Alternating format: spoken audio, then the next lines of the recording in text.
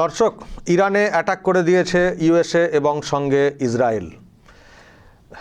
হয়তো আপনাদের মনে আছে, দুদিন আগেই আমরা জাস্ট একটা চর্চা করেছিলাম যে ইরানকে কার্যত ঘিরে ফেলছে ইউএসএ।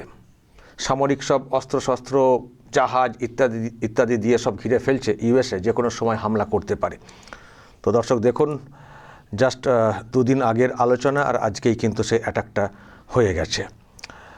খামেনির যে থাকার জায়গা সেটাকে টার্গেট করা হয়েছে এমনটাই বলা হচ্ছে, যদিও খামেনি তো ওখানে থাকেন না, উনি তো বাংকারে থাকেন। তো এখন ওখান থেকে মানে বিস্তারিত রিপোর্ট এখনও আসেনি যে কী অবস্থা। জাস্ট কিছুক্ষণ আগে এই হামলাটা হয়েছে। তবে দর্শক, আমি একটু ইনপুট নেওয়ার চেষ্টা করব, যিনি এইসব বিষয়ে অনেক বেশি খবর রাখেন, বিশ্বে কোথায় কী ঘটছে এবং আপনাদেরকে খবর দিয়েও থাকেন। তিনি হচ্ছেন ব্রিগেডিয়ার দেবাশিস দাস। তাকে আমি এই মুহূর্তে অনলাইনে নিচ্ছি। হ্যাঁ, পেয়েছি। ব্রিগেডিয়ার দাস, জাস্ট দুদিন আগে চর্চা করছিলাম যে যা অবস্থা, যে কোনো সময় হামলা করতে পারে ইরানে ইউএসএ, এবং ইসরায়েল তো সঙ্গে থাকবেই। তো তারই মধ্যে কিন্তু ঘটনা ঘটে গেল। আপনি যে চর্চাটা করছিলেন, আপনার যা আন্দাজ, সেটা কিন্তু বাস্তবে দেখতে পাচ্ছি। আগে একটু বলুন তো, ইনপুটটা দিন তো, যে কি হয়েছে অ্যাকচুয়ালি, কোথায় কি হামলা করা হয়েছে। ঠিক আছে, দেখুন, সব থেকে আগে আমরা দুদিন আগে যেটা আপনি বললেন, এটা বলছিলাম, যতক্ষণ মোদিজি ওখানে আছেন, আমাদের প্রধানমন্ত্রী, ততক্ষণ ইউএস বা ইসরায়েল কেউ অ্যাটাক শুরু করবে না। ঠিক তাই হলো। উনি ঘরে ফিরলেন, তারপরের দিন অ্যাটাক হয়ে গেল। এবার হয়েছেটা কি, এই মুহূর্তে ইরানের একটা টকস চলছিল জিনেভাতে, ওমানের তত্ত্বাবধানে, সহায়তায় ইউএস রিপ্রেজেন্টেটিভ, ইসরায়েল রিপ্রেজেন্টেটিভ আর ইরান রিপ্রেজেন্টেটিভদের। সেই টকটাতে নাকি কোথাও শোনা যাচ্ছে যে ইরান নাকি বলেছে, হ্যাঁ আমরা তাহলে কিছু একটা করে ফেলবো, একটা মানে সায় দিয়েছিল। বোধহয় এত যুদ্ধ জাহাজ টাহাজ দেখে ইরান চেয়েছিল যে এখান থেকে বেরিয়ে আসে কোনোভাবে। সেই মেসেজটা আসার সাথে সাথেই দেখলাম একসাথে ইসরায়েল এবং ইউএস ইরানের ওপর অ্যাটাক করেছে। এবং ইরানের ওপর যে অ্যাটাকটা করেছে সেইটাতে বেসিক্যালি ইসরায়েল যেটা করেছে, একসাথে কিছু মিসাইল পাঠিয়েছে, আর ইউএস যেটা করেছে সেটা হচ্ছে প্রেসিডেন্সিয়াল প্যালেসের ওপরে। এবং খামেনি, যেটা ওনাদের দুজন আছেন, একজন হচ্ছেন খামেনি, একজন ওনাদের রাষ্ট্রপতি, দুজনের ওপরে টার্গেট করেছে, যেটা জানা যাচ্ছে। সমুদ্র থেকে এসছে এবং আকাশ থেকে এসছে অ্যাটাক গুলো। এইবার ক্ষয়ক্ষতির এখনো কিছু বোঝা যাচ্ছে না, কিন্তু ধোঁয়া দেখতে পাচ্ছি সব সারা পৃথিবীর চ্যানেলগুলোতে, যে ধোঁয়া, বড় বড় গোলা উঠছে। এবং ইসরায়েল ডিফেন্স মিনিস্টার ইসরায়েলকে এমার্জেন্সি স্টেটে আসতে বলেছেন, সবাইকে বলেছেন বাংকারের কাছে আসুন, এবং আমরা মোবাইল ফোন বন্ধ করে দিচ্ছি, এবং এমার্জেন্সি সার্ভিস ছাড়া কিছু চলবে না এখন। আমেরিকার প্রেসিডেন্ট একটা স্টেটমেন্ট দিয়েছেন জাস্ট কিছুক্ষণ হলো। তিনি তাতে যেটা বলেছেন সারা আমেরিকাবাসীকে এবং বিশ্বকে, যে আমরা আমেরিকাকে বাঁচানোর জন্য এই অ্যাটাকটা করলাম, কারণ ইরানের যতদিন নিউক্লিয়ার বম থাকবে আমেরিকা সেফ না। আমাদের হয়তো কিছু ক্ষয়ক্ষতি হবে, আমাদের হয়তো কিছু মানুষ মরবে, যুদ্ধ জাহাজ হারাবো, কিন্তু এটা আমরা ভবিষ্যৎ প্রজন্মের জন্য করছি। এবং আমেরিকা এক সময় মনে করবে যে আমরা ভবিষ্যতের জন্য কিছু কাজ করেছিলাম বলে তিনি 5টা টার্গেট দিয়েছেন। একটা হচ্ছে দলবল, খোমেনি আর তার দলবল, ইরানিয়ান রিভলিউশনারি যেটা গার্ড আছে ওদের, আইআরজিসি যেটা আমরা বলি, ইসলামিক গার্ড, সেইটাকে। আর বলেছেন যে nuclear program, missile program, Iran নেভিকে আমি ধূলিসাৎ করে দেব। এবং বলেছেন যে প্রক্সিস যেগুলোকে আমরা বলি, হামাস, হুতি, হেজবুল্লাহ, এরা যদি মাথা তোলে এই সময় আমরা তাদেরও ধূলিসাৎ করে দেব। এবং তারপরে বলেছেন, ইরানবাসী তোমাদের বলি, তোমরা তৈরি হয়ে যাও, তোমাদের জয় এসে গেছে কাছাকাছি, তোমাদের এই দুর্বৃত্তের হাত থেকে আমরা মুক্ত করব, তারপরে তোমরা তোমাদের সরকার চালাবে। তবে এখন একটু মাথায় বোম পড়বে বলে একটু ভেতরের থেকেও বাইরে বেরিও না। এটা ওনার মূল বক্তব্য। দুটো জিনিস উঠে আসছে। একটা, ইসরায়েল এবং আমেরিকা দুজনেই একটা আশা বা একটা আশঙ্কা করছে যে ইরান কিছু একটা করবে। ইরানের ক্ষমতাটা কি? ইরানের কিন্তু সেই বিশালভাবে আমেরিকার সাথে যুদ্ধ করবার ক্ষমতা নেই, বাট ইরানের কাছে এখন অব্দি আমি যেটুকুনি জানি নিউক্লিয়ার ওয়েপেন নেই, কিন্তু মিসাইল এবং এয়ারক্রাফট ভালো পরিমাণে আছে। এবার আমেরিকার যা ক্ষমতা, ওখানে যে ক্ষমতা ওরা জোগাড় করেছে, F-35A, F-35C, F-22, F-11 এবং আরো অনেক রকমের র্যাপটার্স, অনেক রকমের যুদ্ধ জাহাজ, তাতে আমেরিকা ইরানকে ধূলিসাৎ করে দিতে পারে, ইরানের এয়ার ডিফেন্সকে ধ্বংস করতে পারে, ইরানের এয়ারক্রাফট গুলোকে ধ্বংস করতে পারে, নেভিকে ধ্বংস করতে পারে, ক্ষমতা নিয়ে আমেরিকা ওখানে বসেছে। কিন্তু আমরা কি দেখছি? আমরা দেখছি যে হঠাৎ করে আমেরিকা জুন মাসে একটা অ্যাটাক করেছিল এবং সেই অ্যাটাকে বলা হয়েছিল মিডনাইট হ্যামার। আপনার সাথে আমি সেটা নিয়েও একবার প্রোগ্রাম করেছিলাম। একটা বড় বম ফেলেছিল এবং বলেছিল আমরা ধুয়ে মুছে পরিষ্কার করে দিচ্ছি, আর একটাও নিউক্লিয়ার বোম নেই। তাহলে এখন নিউক্লিয়ার বোমের কথাটা উঠছে কেন, সেইটা বুঝতে পারছি না। এবং দ্বিতীয় কথা, আমেরিকা যখনই কোনো দেশকে অ্যাটাক করে তখন আগে এই নিউক্লিয়ার আর দেশবাসীকে স্বৈরাচার থেকে মুক্তি দেওয়ার কথা বলে সেটা করে। এখানেও সেটা ঘটছে। আপনি যদি দেখেন এর আগে ভিয়েতনাম, তার আগে আপনি তারপরে যদি দেখেন ইরাক, এবং কিছুদিন আগে ভেনেজুয়েলাতে সেই একই গল্প। কিন্তু এইবার দেশটা একটু বড় এবং তাদের ফোর্সটাও একটু বড় এবং একটু মাথা খ্যাপা দেশ, ফলে আমেরিকার একটা ভয় আছে বলে এত এত অস্ত্র শস্ত্র জোগাড় করেছে। এবং অস্ত্রগুলোর একটু আইডিয়া দিই।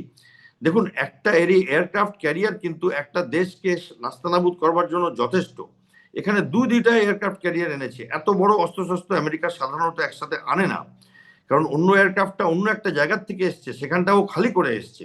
এবং 140টার উপরে বড় বড় ফাইটার প্লেন আছে, তাছাড়া মিসাইল আছে, জাহাজ, যুদ্ধ জাহাজ আছে তো আছেই।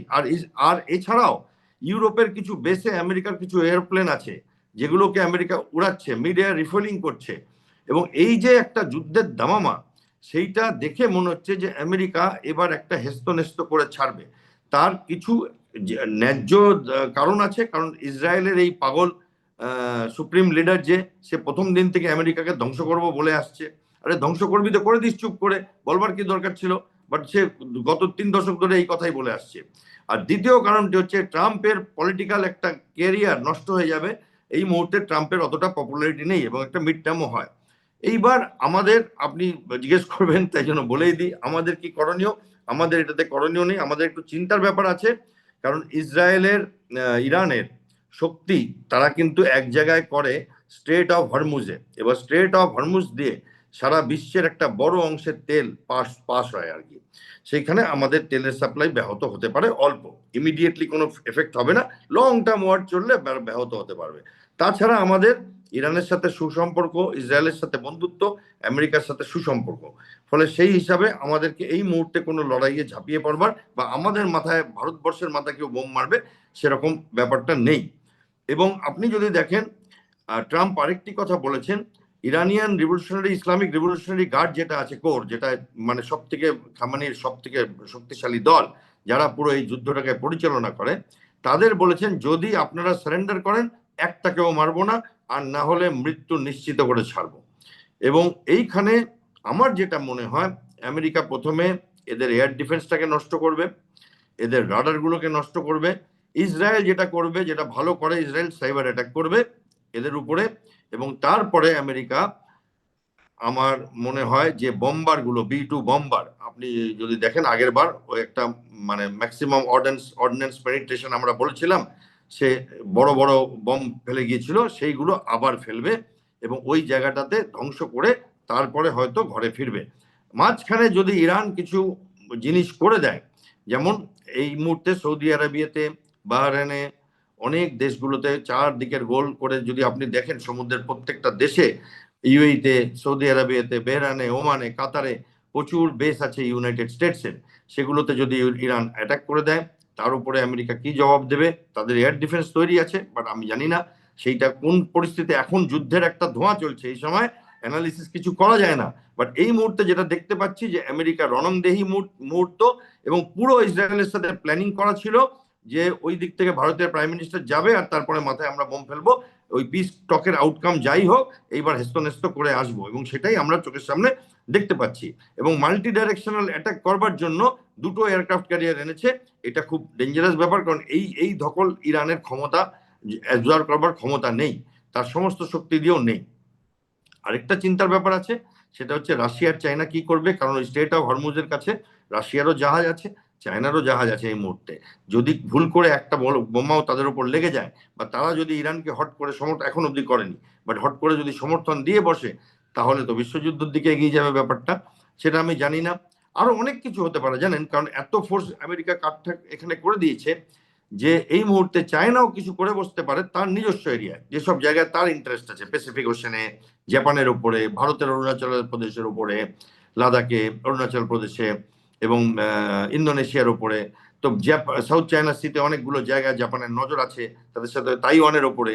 তো সেটা যদি করে তাহলে ইউএস কিন্তু নাস্তানাবুদ হয়ে যাবে, কারণ কোথার থেকে কি দেবে এবার এটা ঠিক বোঝা যাচ্ছে না এই মুহূর্তে। কারণ যেটা বললাম, ফগ অফ ওয়ার বলে একটা জিনিস হয় আমাদের মিলিটারি স্টাডিজে, সেইটা এখন চলছে।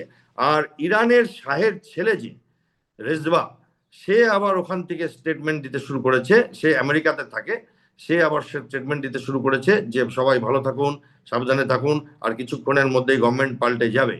তো মনে হচ্ছে এটা একটা গভর্নমেন্ট পাল্টানো, নিউক্লিয়ার শেষ করা এবং ইরানের যুদ্ধ ক্ষমতা শেষ করে দেওয়ার ব্যাপার চলছে, এবং কাইনেটিক ওয়ারফেয়ার চলছে, ইলেকট্রনিক ওয়ারফেয়ার চলছে, এবং দুটো দেশ খুব নিখুঁতভাবে, দক্ষভাবে ইরানের ওপর হামলা করেছে।